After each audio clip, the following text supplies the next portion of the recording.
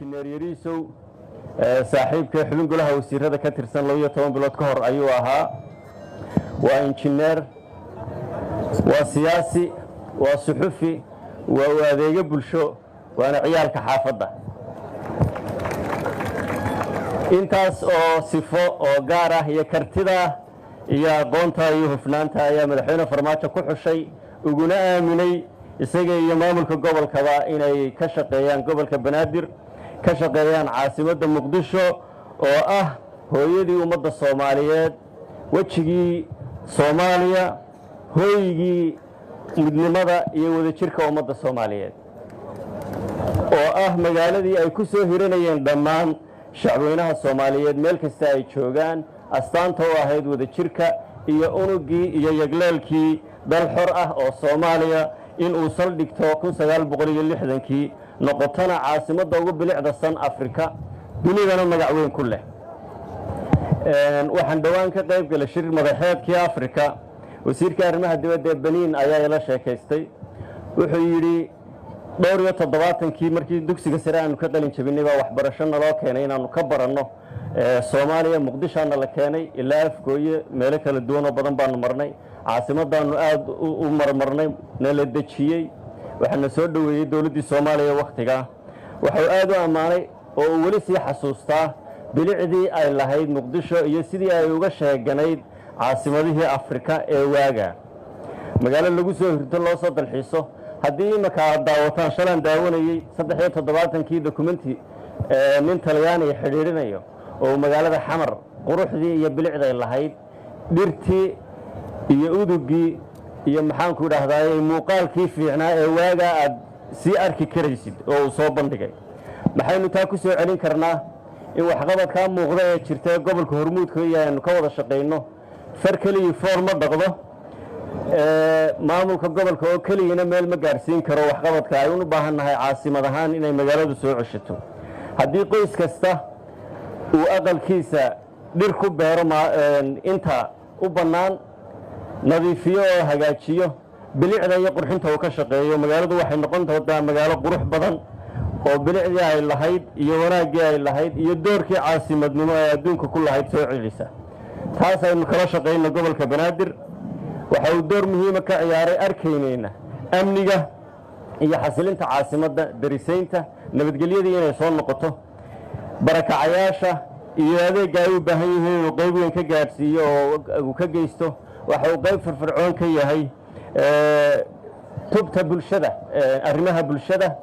oo dhinaca bilicda, biyaha, waxbarashada, caafimaadka, u adeega dadka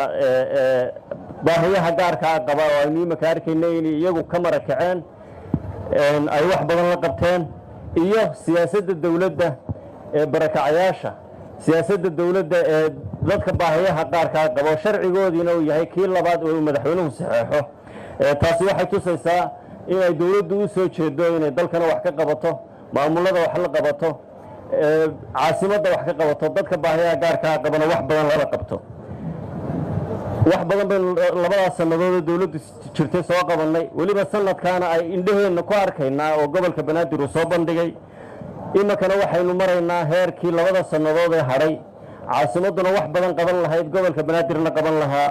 dowladduna wax badan ay kaalin ka geysan lahayd, wadajirkaa shacab iyo bulshana wax lagu wada qaban lahaa. waxay inagu soo aadan doorashooyinka hal qof iyo hal cod iyo nidaamka xisbiyada badan oo aan aaminsanahay gobolka banaadir inuu buddhig weyn u noqon doono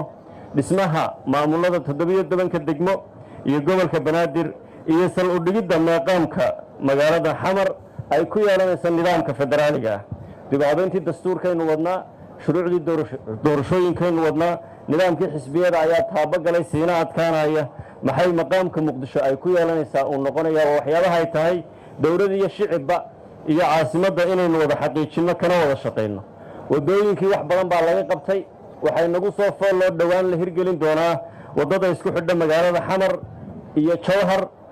magaalada Xamar iyo Afgooye oo ah laba mashruuc oo waaweyn oo ballaadan. waxaa kaloo inuu si isxilqaana hirgelinay barnaamijka isxilqaan oo meelihii taariikhiga ahaa iyo dhismayaashii dowladdu lahayd ee caanka ahaa sida tiyaatarka, madxafka, istaadiyo muqdisho, taalooyinkii dib loogu dhisayo inagu dib u yegleynayno gacmaheenana kaga shaqaynayno gobolka banaadirna hormuud weyn ka yahay sidii dib loogu dhisi lahaa isha macallin ah ishii bugtay ku bikaacso ayaa la odhan jiray waxaynu maanta indhaheenna ku wada arkaynay kana marakacaynay bulshada rayidkii nooga markhaati kacday shacbinaha soomaaliyeed indhahooda ku arkeen dowladda iyo shicibbana arkaynay 12 bilood waxqabadyo la taaban karo oo uu hirgeliyey gobolka banaadir markaa mudane guddoomiye waxaan soo jeedin lahaa malaha annaga waa aragnay shacbinaha soomaaliyeed waa arkay bulshada rayidkii waa aragtay culimaadudiinka soomaaliyeed ciidamada qaybahooda kala duwan waa arkeen waa markii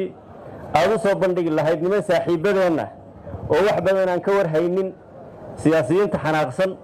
aad u soo jeedin lahayd inay iyaguna arkaan indhahooda ku arkaan indhahooda ku fahmaan oo la soo taagan mar walba waxba lama qaban lama dhaqaaqin qabyo waa halkeedii waan idin hambalyaynayaa waa mahadsantihiin wasalaamu calaykum waraxmatullaahi wabarakaatu gobolka banaadir hambalyo xafladda soo bandhigidda waxqabadkii sanadka ahaana waa inoo xidhan tahay wasalaamu calaykum waraxmatullaahi wabarakaatu